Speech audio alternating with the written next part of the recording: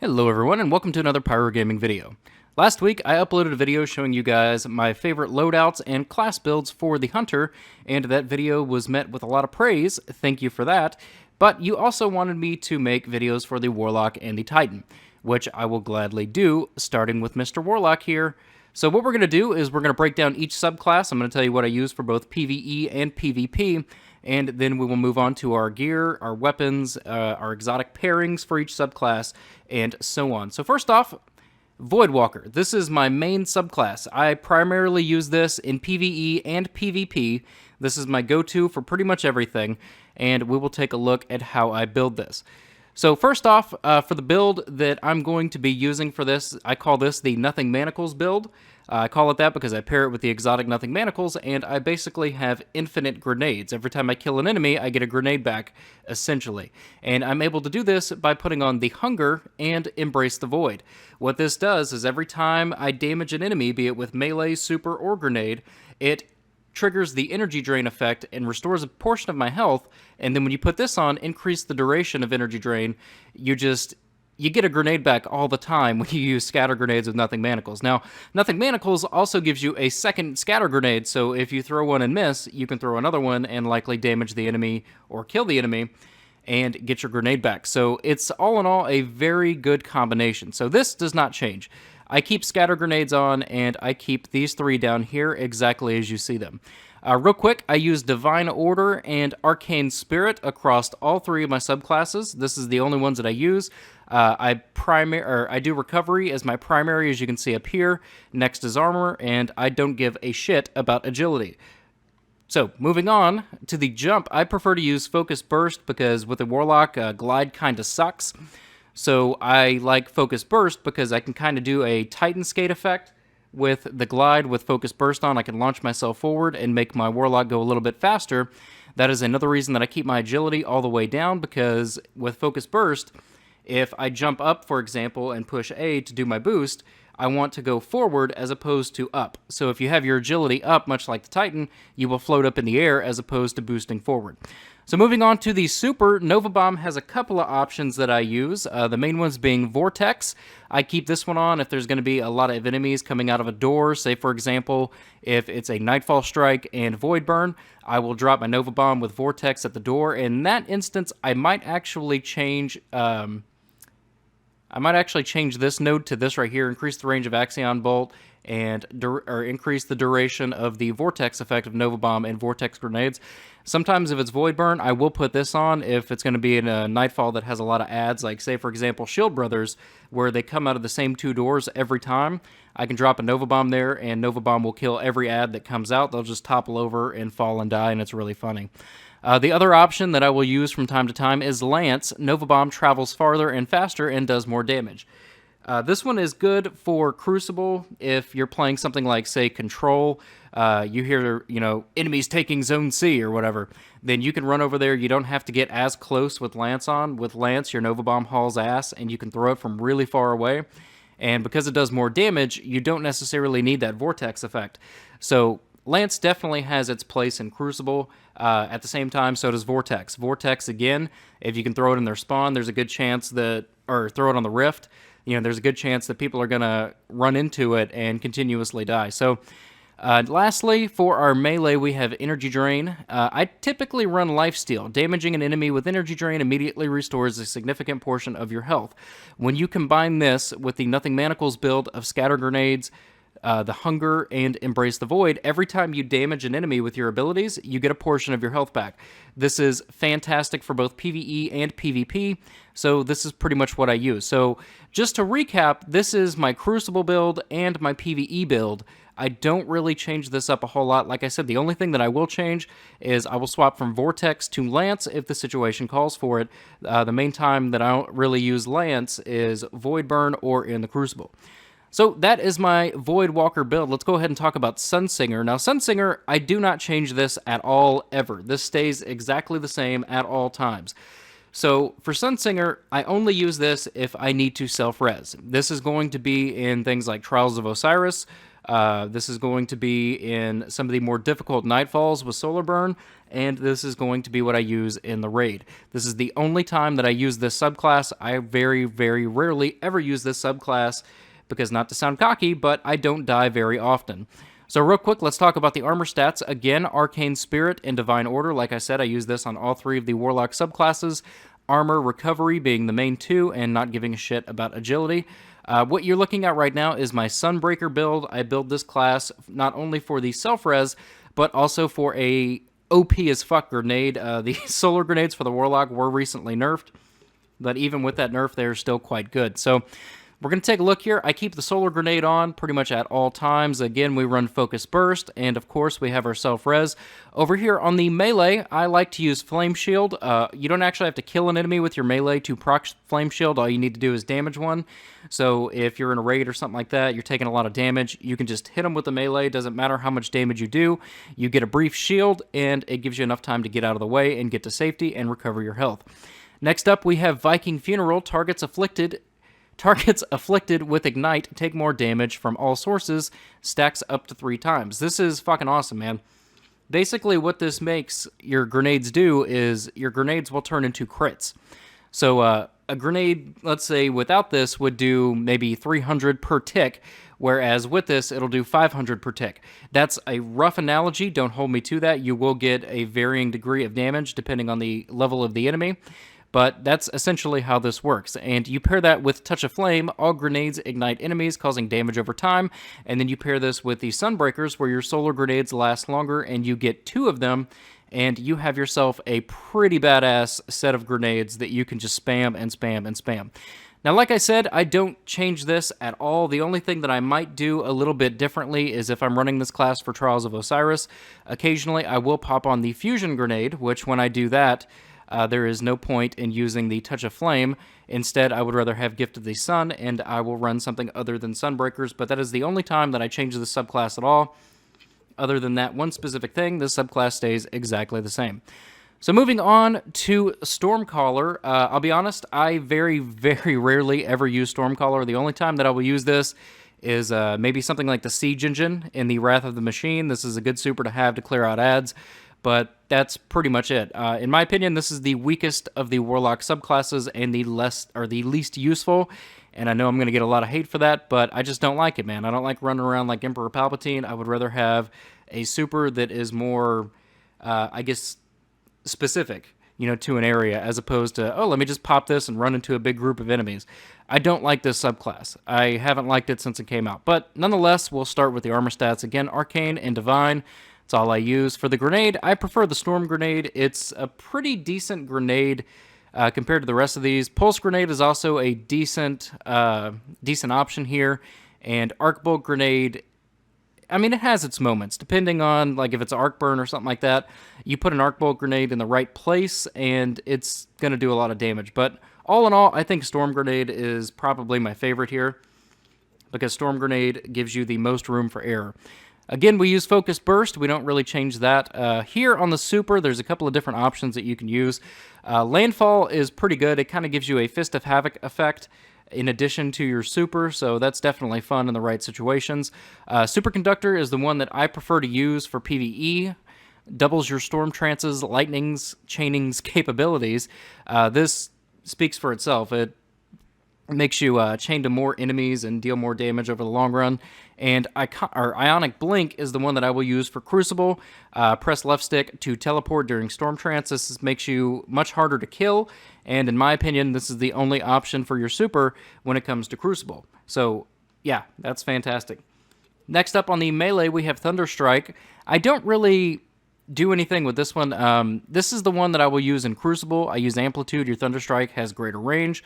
But in PvE, I will use Rising Storm. Hits with Thunderstrike, charge your super ability, and melee energy. I can't read today, guys. But yeah, so this one's Crucible. This one's PvE. Again, we have Arcane Spirit. Next up, Transcendence. This is what I will use in PvE. When cast with full grenade and melee energy, Storm Trance restores your health to full and drains slower. This is also a good option for PvP if you don't use what I like to call the Panic Super, and you actually think out your super before you just randomly pop it. You make sure that you have your grenade and melee full before you pop your super, and this is going to do you much better in the long run. Another good one is feedback. Incoming melee attacks fully recharge and intensify your Thunder Strike. This is good for Crucible if you get into a lot of melee battles. If you're playing something like Rumble on a small map, feedback is definitely going to be a good option to have. And lastly, we have Pulse Wave. When critically wounded, trigger a Pulse Wave that boosts speeds to you and your allies. Again, this could be a potentially great option for Crucible. When your health is low and you're running to run off, this could really come in handy. So on this last tier over here, Electrostatic Mine, Storm Trance charges faster when allies are near. When Storm Trance is active, nearby enemies take damage. This, honestly, I don't use this at all. There is an artifact, I believe it is Scories, that when your super's full, it charges your teammates' supers a little bit quicker. So that kind of makes this null and void. Arc Web is the one that I prefer to use. Enemies damaged by your grenade chain deadly lightning to nearby enemies. I use this in PvE. And lastly, Perpetual Charge. Grenade kills recharge your melee. Melee kills recharge your grenade. This one is only really going to be good in PvE. You're not going to be getting a lot of grenade and melee kills in Crucible typically. So for Crucible, I would say go ahead and keep this one on, especially if you're pairing it with the Storm Grenade, because it is going to be a fantastic option. So that is my subclass build. So we're going to start with the Voidwalker subclass. Now the Voidwalker subclass, like I said, this is the subclass that I use 99% of the time. This is the one that I typically always keep on. So this is my main build. So real quick, I use the Days of Iron gear set from the record book. I do have the ornaments for these. I just don't really... Oh, actually I don't. I thought I did. But anyway, I don't like the way that the Warlock gear looks with the ornament. I prefer it without the ornament, as you can see. So, yeah. One of the tricks that you can do with the Days of Iron gear from the record book is when you purchase the gear, let's say that you get an intellect strength roll, just throw it away and keep buying it from the record book, and you can literally keep doing it until you get your intellect discipline roll like you see here. All of my gear comes with intellect discipline because the Warlock, and honestly only on the Warlock, I try to do this. I try to maintain at least tier 11. Tier 5 for intellect for my super, tier 5 for discipline on my grenades, and at least tier 1 on my strength, so that I can have my grenades in 25 seconds and my super in 4 minutes. This is the only character that I try to maintain that tier 11. And you can see here I can swap to whatever I want as far as gauntlets go. I can swap to my Sunbreakers and my stats stay almost identical. I've re-rolled these fucking exotics so many times to try to get the same stats so I can swap to whatever I need to use and still have it. So when I'm running Voidwalker, Nothing Manacles is the only exotic that I will use. Like I said, this enables scatter grenade tracking, and you gain an additional scatter grenade. So this is all I use when I use Voidwalker. Alternatively, when I use self-res, I will only use Sunbreakers. Sunbreakers increases the duration of your solar grenade while gaining an additional solar grenade charge. This makes your solar grenade last twice as long, which obviously means you're going to deal more damage. This is very fun in Nightfalls or Heroic Strikes with Solar Burn. You do a hell of amount of damage in a short amount of time. It's fantastic. That's pretty much the only exotics that I use. I do keep a Light Beyond Nemesis, which generates an extra orb, and you can revive and be revived faster. And the last exotic that I keep on my Warlock here is Purifier Robes. This comes in handy for Trials of Osiris. If somebody is hard-scoping your body, or if somebody's standing next to your orb with a shotgun, you can use this to kind of blind them and maybe have a chance to get out of the way. But other than that, that's the only exotics that I keep on my Warlock, is those 4 right there, with Nothing Manacles being my main one. Now, as far as stats go for my armor, you can see here that we have increased the amount of shotgun ammo and hand cannon ammo. I do enjoy my hand cannons, and in Crucible, I will use shotguns. On my boots, I try to keep rocket launcher ammo for the Gallarhorn, but you can see here we can also switch to fusion rifle ammo. Down here on class items, I don't really care too much about these. All I like to have is at least one of them with rocket launcher upgrade rate increase, or machine gun upgrade rate increase, and that is just so I can go and buy my exotic shards from the kiosk. And down here on the artifact, I do try to keep all of the artifacts on each character, but I only do it when they're selling the appropriate rolls. So for example, on my Warlock, for me to maintain this tier 11 build, I need all of these artifacts to be discipline strength. So you can see I can swap them around here, and I still maintain my tier 11. And that is the reason that I do it the way that I do it. The exception being this one right here, Memory of Fellwinter, because it takes away your super. None of this really matters. So I can swap this over and easily be tier 14 if I change everything accordingly.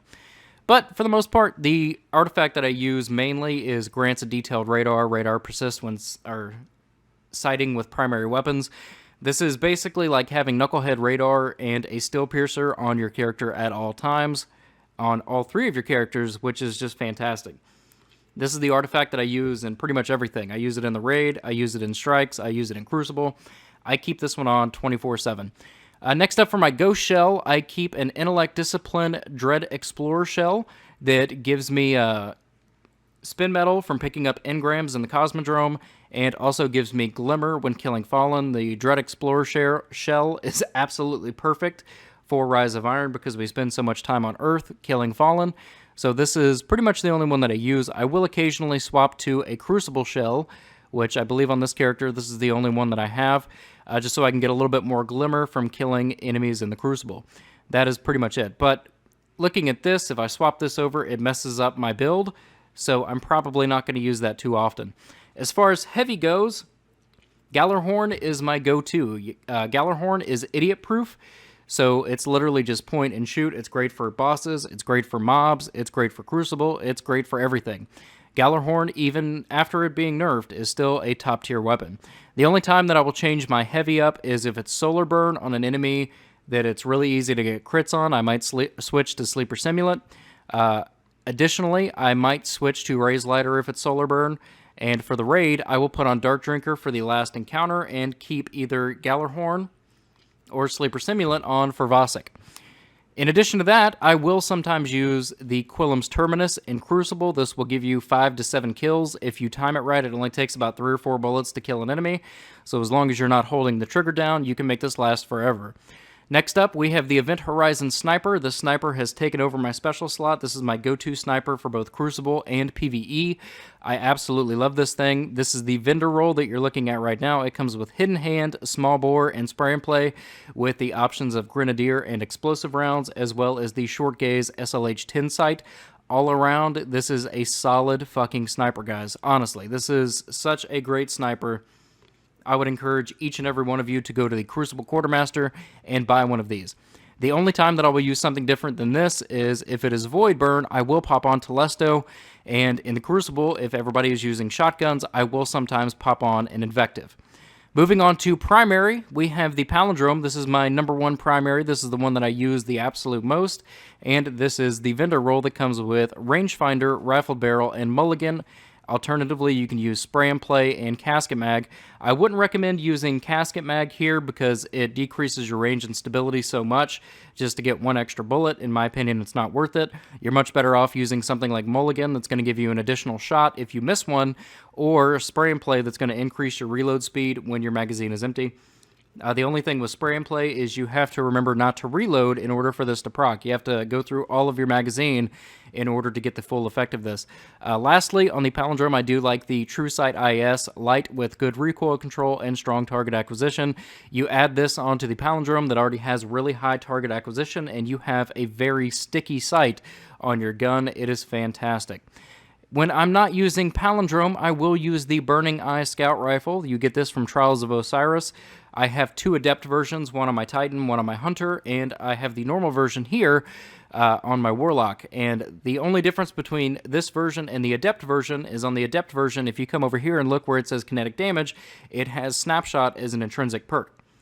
That is the only difference aside from the paint job. With the paint job, this is gold and this is blue, and that is literally it. But every single Burning Eye that you get, whether it be this roll or the Adept version, is going to come with the same perks, and that is Zen Moment, Explosive Rounds, and Small Bore. Alternatively, you can do Reinforced Barrel, Fitted Stock, or Third Eye. I prefer Explosive Rounds over Fitted Stock because this weapon already has really good base stability, so when you put Fitted Stock on, you don't really notice a difference. Explosive Rounds is going to pack a little bit more of a punch, so that's typically what I run here. I use Small Bore over Reinforced Barrel because you can see how much Reinforced Barrel decreases your stability. And when it comes to scout rifles, stability is your best friend. And over here we have Zen Moment and Third Eye. I don't use Third Eye because I use the artifact that grants a detailed radar when aiming down sights with a primary. So this is null and void. Plus, with Zen Moment, causing damage increases this weapon's stability. What you are left with is a very, very stable scout rifle. And over here, I prefer Smart Drift Control. Again, predictable and controllable recoil, penalty to range. I don't really care about range for this. I'm going to use this because of its archetype as more of a rushing weapon or a medium range weapon. Your other options would be Accurized Ballistics, more range and impact, but you lose some stability, and Smooth Ballistics, increased recoil, boost to range, again you lose stability. So I prefer to use this with a stability build minus hand-laid stock, and I have very good results with it. This is all around a great weapon. I will use this in the raid, I will use this in Nightfalls, I will use this in Archon's Forge. I use this quite a bit, and honestly this is probably the best scout rifle in the game. Other than that, the only other weapon that I really use in my primary slot is I will bust out the Cocytus SR4 from time to time. I have one with Firefly, Hand-Laid Stock, and Icarus. This is pretty much a wasted perk on this scout rifle, if I'm being honest. I would much rather have something else here, like maybe Rangefinder or something like that. But nonetheless, this is a solid weapon. You can see that we have pretty good stability, pretty good range, and this thing hits like a fucking truck, especially in Nightfalls or strikes with small arms on. That gives you a boost to primary weapon damage. This is a fantastic weapon to use. But that's pretty much it, guys. The only other exotics that I keep on each one of my characters, I have Tlaloc here. This is Might of Multi-Tool on my other two characters. I keep a bad Juju on all three of my characters because this really does come in handy from time to time. Invective, Black Spindle, Telesto, and some form of fusion rifle. I keep those on all my characters. And I have one of each of the three main swords. I do not use Young Wolf's Howl because it's garbage. And I keep a Sleeper and a Quillums on all of my characters. But that's pretty much it, guys. I know that this video ran a little bit longer than I intended. We're at about 22 minutes now, or close to it. And I did not intend for this video to go as long as it did, but I wanted to make sure that I covered everything. And yeah, so that's going to bring this video to an end, guys. Hopefully it helped. Drop a comment in the box below and let me know which builds you prefer. And also, if you've stuck around this long, if you've watched this entire video, I want you to comment down below and put potato in the comments. Type potato in your comment to let me know that you actually watched all 22 minutes of this fucking video. And if you did, you're a fucking rock star, man. Hopefully you have YouTube Red, and hopefully I didn't play a lot of ads throughout the duration of this video. But nonetheless, that's going to bring this video to an end. If you enjoyed it, click like. If you're new to the channel, click subscribe. And if you're already subscribed, I fucking love you. Thank you for watching, and take care, guys.